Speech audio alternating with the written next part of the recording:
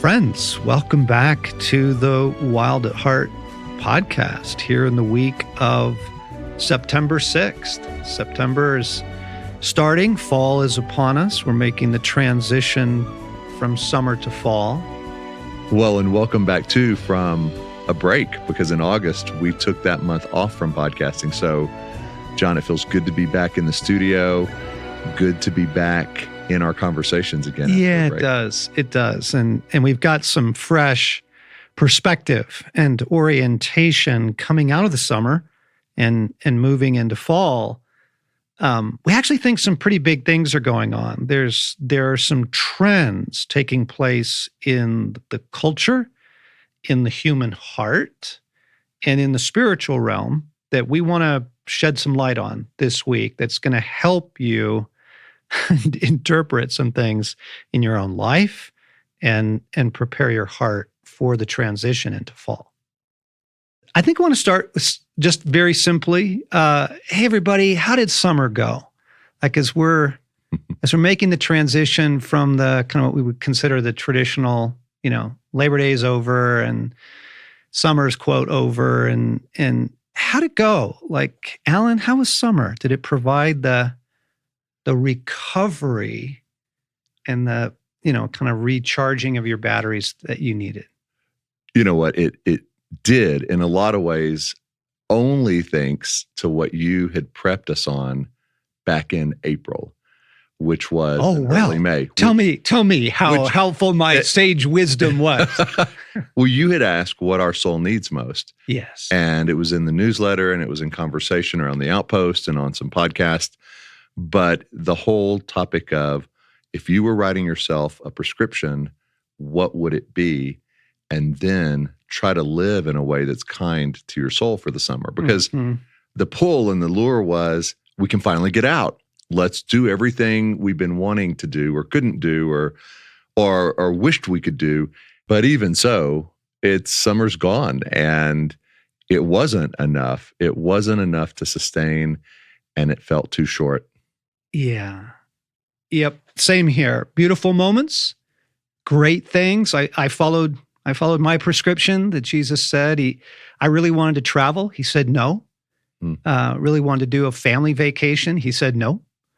And so ours was actually very simple. Had a lot of just gardening.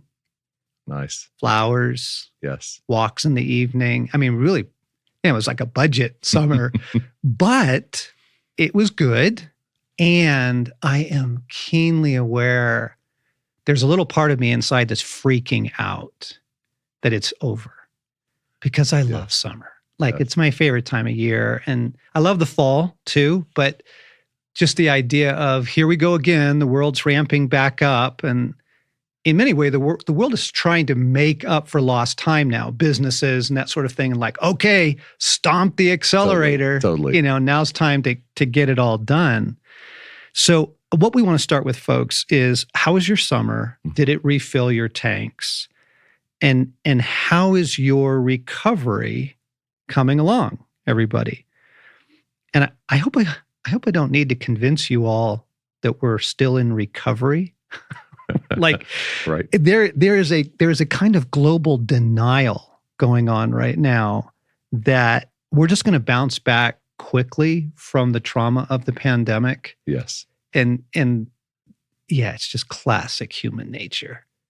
People don't want to face the reality that trauma is trauma, and it has long-term consequences, right? Right. I am staggered at my mental fragmentation still. Like I will pick up my phone to text someone, and in the 3 seconds it takes to, open my phone and click on the texting app, I don't either remember who it was I was going to text or what it was I was going to text them. Right. Are you aware of the mental fragmentation still? Oh, totally. I can't tell you how many times I've had conversations with friends, Kelly, my wife, where I'll say, oh, yeah, hey, this other thing too. And she's like, what? And I'm like, I don't know what I was going to say. Like, Whatever thought I had 2 seconds ago, I no longer have Yes. with my response time. Yes. Yes. Yeah. Everybody I know has, COVID brain and pandemic brain. Everybody does. Right. And I was chatting with a trauma therapist friend of mine, and he was looking on, searching Google Scholar, trying to find, is anybody figuring out how to fix this? And so far the answer is no. That this is one of the effects of trauma. And it's one of the symptoms. I think the desperate longing for summer to have lasted 6 months this year is another one. Yes. Right. True. And so I just want to say, everybody, we have not yet paid the bill for the pandemic. We haven't. We have not paid the psychological bill. And, some folks dear to us have some young children, and they're re-entering the school thing with a lot of anxiety. And I don't think it's just about, oh gosh, it's a new school year and do I have the right clothes? Like, there is an anxiety level in children that was ushered in by the pandemic that has not yet been healed. Okay. Yes. So everybody, Wow. we're all in recovery. And what happened over the summer was that the entire world basically rushed out to get relief. Right. I had friends who did get to Hawaii, but they couldn't get a rental car. Like, one of the phenomenon of sort of Yes. like the pandemic Yes. kind of thing, there were no rental cars. Yes. And some other friends of ours were trying to book a VRBO in their basic area. They weren't even traveling. They just wanted to go get some vacation time a couple hours away. You couldn't get a VRBO. No. In any of the popular locations. Right. Well, I was in a hotel last week, and it was so full, and they were so overwhelmed. When you checked in, I said, I'm going to be here for 5 days. And they said, great, we're not going to be up to your room at all. And so What? your towels, you're going to reuse your towels. Okay. You're not going to have a bed made. Yes. And it's like, it was kind of vacation, but it was bizarre because It is bizarre. Yes. Yeah. Okay. So I went the opposite direction. I went camping here in Colorado just to get a couple days away, try and get, that last sip of summer and get some restoration. Every single campground was full. And then I went to some remote trailheads just to do some hiking. At the remote wilderness trailheads, there was no parking. Like, all the way down the dirt road, it was insanity. The world went mad. And my concern now is the battle for hope and for our Eden hearts. And here's why. We're going to begin kind of weaving together a tapestry of what I hope will be some real understanding and kind of put things into orientation here. Because the truth is, a 1 or 2 week vacation, no matter how wonderful it was, isn't going to do it. no. It's not going to heal and bring about the level of recovery that we need. And as that reality settles in for people, and we find ourselves suddenly in September and school demands and work demands, and here we go, and I'm concerned. So let's start with the idea of reserves, because as we were going through 2020 and 2021, we would check in with our staff here, the team at Wild at Heart, just to make sure how everybody's doing. And the problem is human nature rallies. That's a great thing about us. People rally, and we face, catastrophes and global pandemics and that kind of thing. But what we're not aware of is that it's burning our reserves. And so you can ask somebody, hey, how are you doing at the end of summer? And they're like, hey, great. Right. I'm flying, man. It was awesome. I love summer. We got to surf. We got to whatever, right? Yes. Then you go, and how are your reserves? And we would do this with the staff going through the last, 18 months just to check in on people. And right now, the staff consensus is, sort of my reserves are at about 20%. And so, friends, even as you're beginning to kind of listen to us and dial in, think about what we're saying, let me ask you this. I want you to respond to it too, Alan. Okay. If your house burned down this weekend and you had to start over, clothes, dishes, bills that you can't find that you know you need to pay, credit card statements, like all of Yes, kids' yes. stuff, school supply, it's all gone. And everybody survives. There's no human tragedy, but your house burns down. Yes. Would you have the reserves to kick into gear and start over this fall? Not at all. No, I wouldn't. I don't even have the reserves at the end of the day when I'm coming home for dinner that I had. And the house is fully there and everything's there. And I find getting through the normal routine that it was pre-pandemic is everything I've got. And so when I come home, if there's any new problem, any issue, I find it's a real struggle just to stay fully present in it and to feel like I've got what it takes to whatever this is. Right. The other day our door wouldn't open, like the lock jammed in the doorknob. And to me, it was a huge, huge thing. And Kelly was like, Alan, this isn't that big of a deal. Like, you can fix that. You know how to fix this. And it ended up taking about half an hour with the right tools.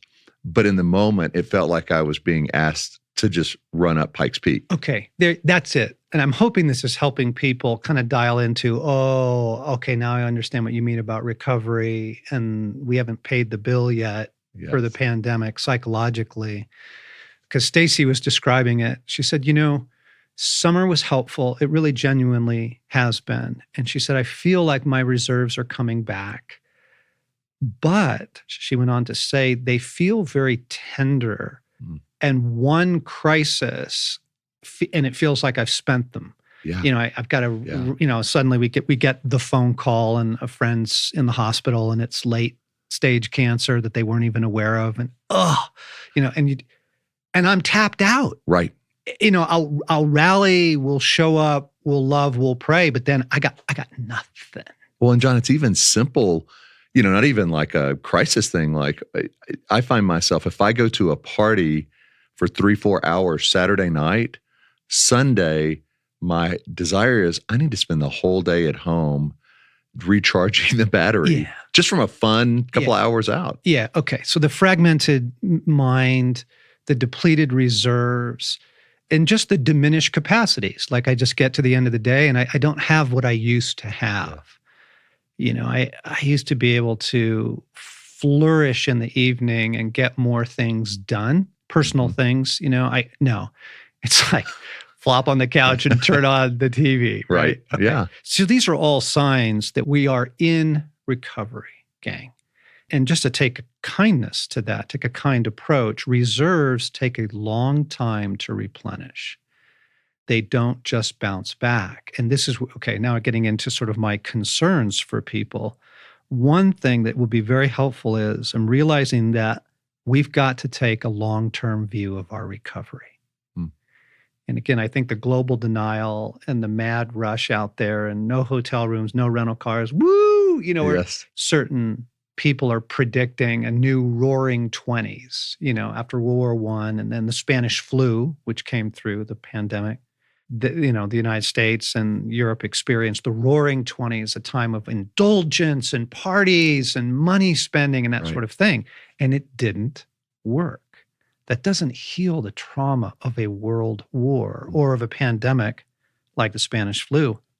So for one thing, I think it's really kind to say, okay, we've got to take a longer term view of our recovery. And this is really good news because if you were hoping summer would do it and you're beginning to feel a little, that it didn't do it, the good news is that's okay. That's okay. It couldn't do it. You need to take a longer term view of this. And I do want to say, I think we are recovering. I think humanity is, particularly the friends of God who are tapping into the resources of God. But as Stacy said, she said, my recovery feels like a sapling. It's little. That's good. And it's tender. And the next serious storm, could snap it. Take it out. Yeah. So we're getting started. And that idea of prescription, I think is still very important. So folks, if you missed that, I think it was the April letter Right. And I think we did a podcast on that. Right. I can put that in the show notes Great. for people. So just the idea of asking Jesus now, this fall, what is your prescription for me, Lord, for my recovery? And then being willing to stay with it. So those of you who did ask, the embarrassing question is, and do you remember what it was? Right. And are you staying with it? Because that will really help. I think the natural graces still help. The book, Get Your Life Back, and the resources there of stillness and beauty, allowing yourself transition time between one thing and the next, just reducing your amount of screen time and your technology, those simple things, time in nature, that still works. Right. Sitting on your balcony of your apartment and watching the sunset, it still works. Right. There is goodness to that. But I think we need something more because of the moment that we're living in. And now I want to kind of bring together sort of what I'm describing as the perfect storm, some perspective. There's trends going on that I see in my own life, I see in the world, and I think we better name them. And first off, after so many months, more than a year in some people's cases, of deprivation of the pandemic, the working from home, trying to figure out school for your kids, now they can go, now they can't, now we're homeschooling, just all that, right? Mm-hmm.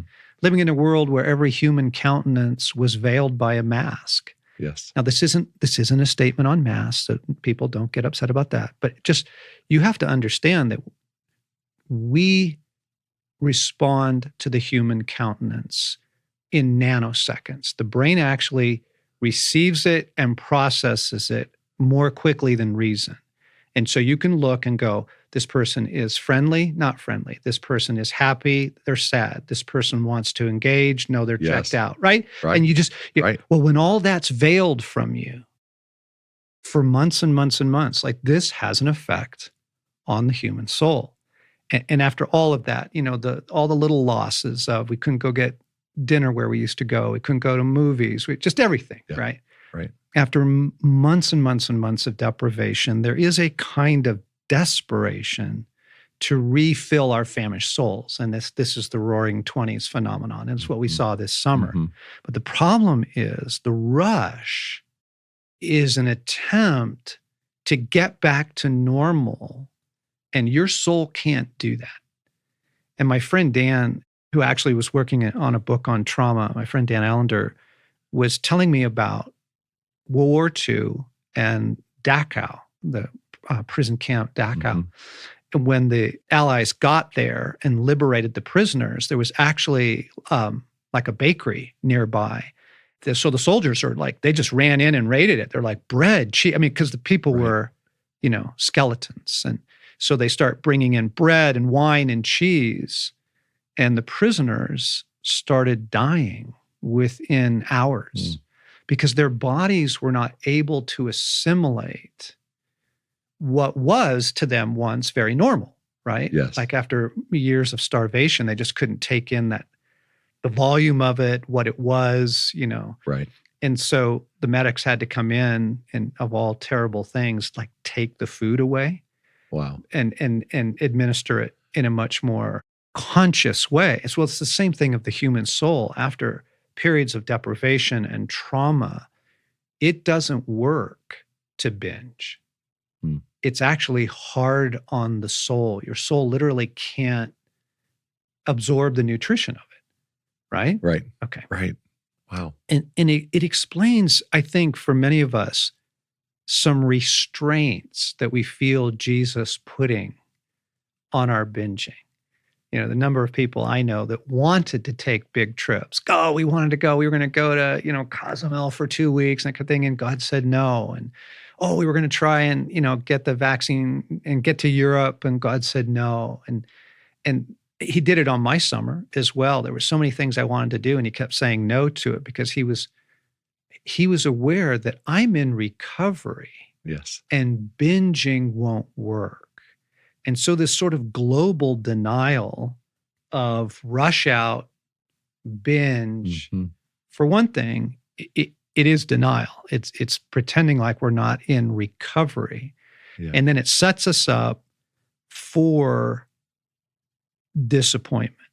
And as I was talking to my friend Dan, he was saying that his concern is that disappointment turns into disillusionment without interpretation. Like if you don't understand what's going on, how come it didn't work? And now it's fall. Right. And what am I going to do? My soul, my kids, we're all back. My boss is asking me to put in extra hours right now, and I can barely make it to 5 o'clock. Right. Right. So there is this famished craving in us and this failure to recognize that recovery takes a long time. Mm-hmm. We try and fill it. It doesn't work. And now's the battle. This is the battle I was talking about for hope and for our Eden hearts. Because our Eden hearts are so famished and our recovery has only just begun, disappointment sets us up for disillusionment and then desolation. So, Alan, because as a team, we've been talking quite a bit internally about some of the spiritual trends in the world. Right. And Paul writes about it. Jesus writes about it. Daniel, the prophet, wrote about it. There is a figure that comes onto the world stage towards the end of the age that brings about desolation. And without getting into, the fine points of prophecy or what was that referring to, or is this an actual person, a world leader? In 1 John, he says there's the Antichrist and then there's the spirit behind it. We're talking about the spirit. There is a force that is very active in the world right now that I would call desolation. It's a kind of barrenness of soul. It's a sudden loss of faith. I've had friends who have come under it, strong believers who for a period of time, several weeks, a month, felt like they weren't Christians anymore. Because this desolation comes in and you just feel like, I don't know what I believe. I don't have a lot of hope right now. I'm not even sure that I have confidence in God right now. It's a very strong force. And I believe it is the main player on the stage right now. I believe what is behind COVID. Now, again, we don't need to get into the politics or the medicine or that sort of thing. But when you take away from people, just thinking of a sweet, sweet 15-year-old girl we know, vibrant, vivacious, outgoing. She and her family went through COVID, and for them, it was like a flu. Recovered, in less than a week, but she lost her sense of taste. And this is a girl who loves Korean food and Thai food and spicy things, and she's eating rice because she just doesn't care. And that's a kind of desolation. That's a kind of barrenness. And you live with that. If you go, wow, I'm never going to get my taste back. Ooh, that sets you up for desolation. Right. Right? Right. What I love that you're naming is when we look at the natural world and think that's all there is, and then there's loss or deprivation, we try to fill it with natural means. Yes. The rush to vacation or whatever, and it doesn't satisfy, and then we're worse off than we were.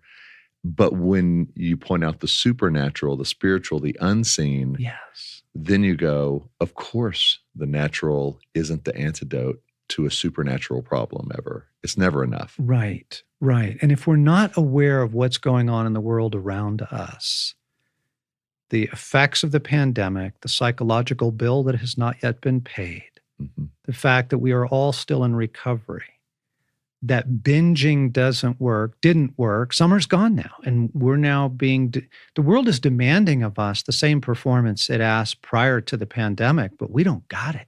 Right. And then this figure, the enemy, comes in to bring in a kind of hopelessness, a form of desolation. And for me, this summer, I got clobbered by this thing because I had a couple hopes that I really felt like God was in. And we don't need to get into the details. They were small little joys, really, but they were stolen so suddenly and almost violently from me. One thing through an accident and another thing through a relational thing. They were just stolen.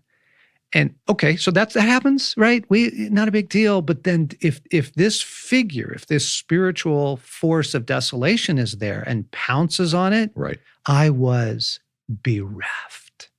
Right. I was devastated. And it really threw me in my life with God for several weeks because I thought God was in it and then it didn't happen. Mm-hmm. And wait, I thought you were good and all that, right? Right. Okay, so you've got the human side. We're all in recovery. You've got this spiritual figure of desolation. And then there's this third trend I want to bring in. I have noticed with heartbreak a number of really beautiful saints, really great friends of God, kind of walking away from it all, walking away from their life with God. Not like flagrant apostasy, not multiple affairs, not, not sudden, heroin addiction, although those things happen, but just a losing heart, okay? Right. Losing heart. Yes. And a giving up on God. And some of these folks, these are like close friends of Jesus for years. I'm not talking about Sunday Christians, but people who really had a life with God. And I'm looking at this trend and I'm going, wait a second. One of the other signs of the end of the age, in addition to this desolation thing, Paul refers to in 2 Thessalonians chapter 2. And he says, before kind of the sweeping climax of everything, he says, there's going to be a great falling away. And sometimes the word there is used, apostasy, but apostasy is not helpful because it's so dramatic. It sounds like an end of the age Hollywood movie sort of thing. And I was listening to a podcast by a Bible guy, a biblical theologian, and he was riffing on 2 Thessalonians 2, and he was saying, I don't think this is going to be as dramatic as it sounds. He says, I just think it's going to be a massive number of people who, out of disappointment, pull away from God. Just it isn't, I'm gone. I don't ever want to see you again. Right. It's just, I'm really disappointed. I'm going to go somewhere else for life. And I've seen it personally. I've seen it in our own world. I kind of, heard reports of it. And I'm looking at that going, wait a second, we are set up. This is that moment. Yes. So here's the perfect storm. We come out of the pandemic with very beat up souls. We are in recovery, but it's very tender and young. We're not anywhere near back to our former selves. We rush out to try and get the bounce back. Give me the fix. What's going to get me back there?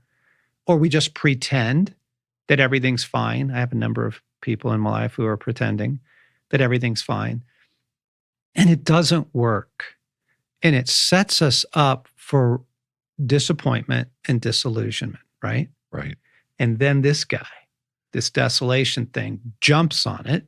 And then you have that, I'm just going to give up on God. I'm just going to turn away. And from there, you're toast. Right. Turning away from God and either faking it or trying to muster it up in your own strength is a disaster in the making. From a spiritual heart level, you're sunk. You're going to dig it deeper. Right. Yeah. Yeah. Because you can't rally enough, and then you're further discouraged, and then maybe mad at God. And so there's this rush to get past the reality that we need recovery. There's this rush to get past it. There's the disappointment, opening the door to desolation, and then just kind of giving up on God. And what I want to say, therefore, is that our recovery is taking place in a perfect storm, and we've got to be really smart about this. We have to be very aware of what's operating right now. At a human level, the need for recovery. Mhm. At a cultural level, this global denial, it's just madness, the binging, the roaring 20s thing. And then the spiritual forces that really are trying to cause this falling away, this giving up on God. And so I want to suggest three things to help our listeners and our staff. We were just chatting about this last week. First, just to come back to the idea to take a long-term view of our recovery. And it takes the pressure off of what summer did and didn't do. It takes the pressure off the fall, or maybe you've got that trip still planned out there. And it just takes the pressure off to say, enjoy the good things that are there to enjoy by all means, but don't expect them to take care of it in a week or two. Right? We take a long-term view of our recovery. It's really going to be helpful. And just to realize, I am in recovery. So when you were describing getting home at, 6 p.m. and having nothing, right? No guilt, no Right. shame. You just go, oh, right. I'm still in recovery. My reserves are actually still really low.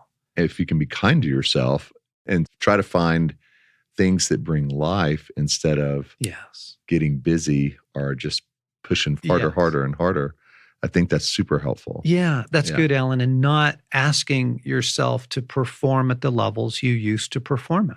Mm-hmm. I mean, that's just kindness. Okay. So long-term view. Secondly, we have to guard our hearts against desolation. And again, this isn't a cultural thing. This isn't a personal thing. We're talking about warfare. We're talking about the reality of the enemy trying to usher in a kind of desolation that can reflect in a lot of different ways, from hopelessness to loneliness to a feeling of bereftness. You're not really looking forward to tomorrow. That low-grade desperation of, oh no, what do I do now? It can come in so many forms. So when the enemy's doing that, if you start to feel that, the point you can change it is not to agree with it, right? Make no agreements with desolation. Because you're going to feel it. But yeah, you are. And then to bring the Eden glory of God against it. Desolation is like a desert. It wants to make everything like a desert. Take away. So what happened to me? I got COVID, and it, for months I didn't have a great sense of smell, and I love smelling flowers, forests, rivers. Like I love my sense of smell. It's like one of my places of just daily joy. It's like, there's the petunias, or yes, I love it. And to have poverty of various kinds like that can just really make your heart sink and think that, man, I'm never going to get that back. And then desolation comes in. But particularly in the pull to give up on God and to just go, whatever, like, sure, I'll get back to God, in a while, but I'm just going to go find joy. I think that's the real thing, by the way. I think that's what's been going on is, God, sure, God, yeah. But right now, I'm going to go do what I want to do to get me joy. I think that's the real pull. Right. And so to let the Eden glory of God, the glory of the Lord is our shield. The glory of the Lord is our strength. In Isaiah, it says, my sons and daughters who I made for my glory. We're actually meant to be filled with the glory of God. It's a source of strength to us and our shield. And it's really helpful against desolation. To pray it, to believe it, to claim it. And then third, lastly, I really think we've got to lovingly shepherd our Eden hearts. Because the bottom line, I think the battle is for hope and for the golden places in our hearts. I get the binging. I get the summer rush. I do. I wanted to indulge in it myself. And I would have these experiences through the summer. I'm wondering if you did as well, Alan. There would be certain things that would trigger the longing. Somebody would send me a picture from their trip. Yes. And I would go, oh, that looks so good. Yes.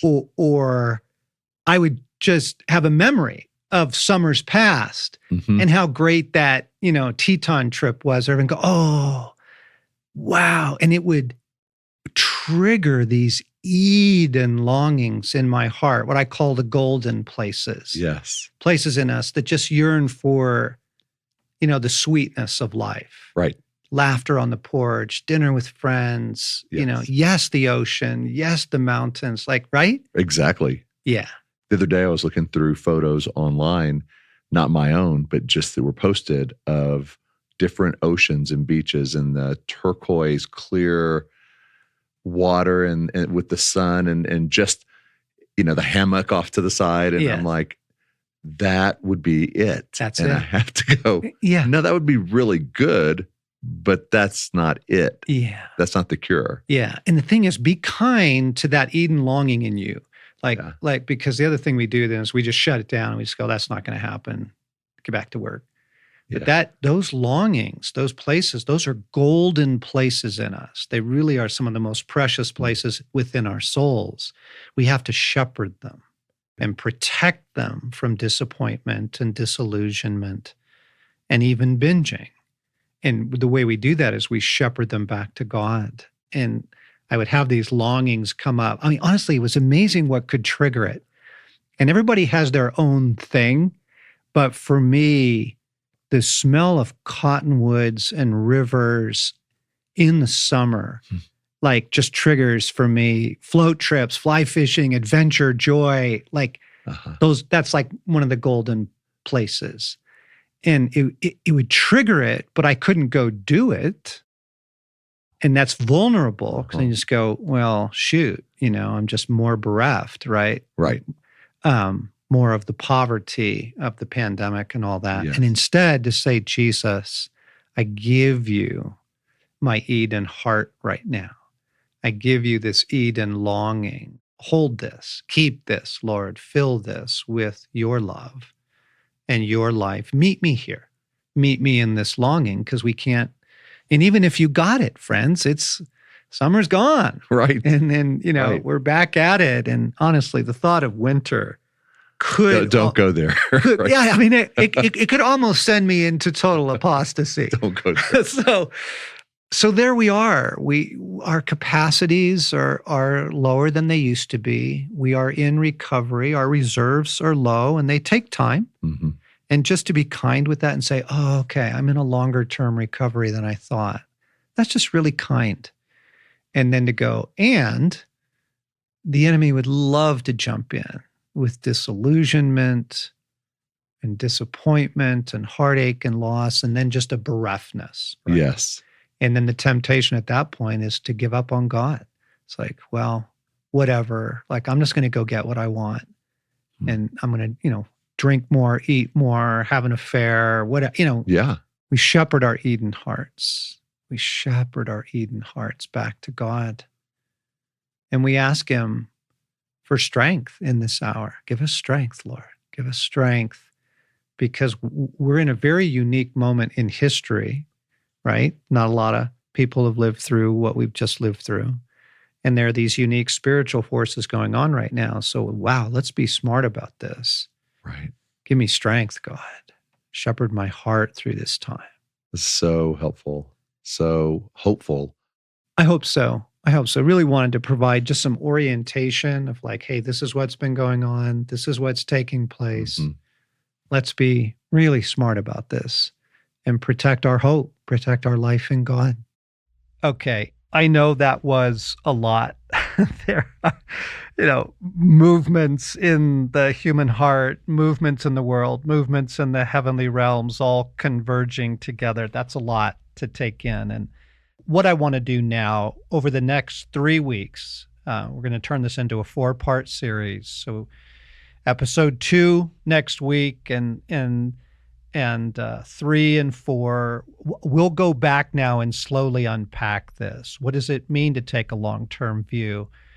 How do we guard our hearts in a time like this against disappointment and desolation? And probably most importantly, how do we shepherd our Eden hearts in the world as it currently is? So we're going to go back, take our time, walk through this together.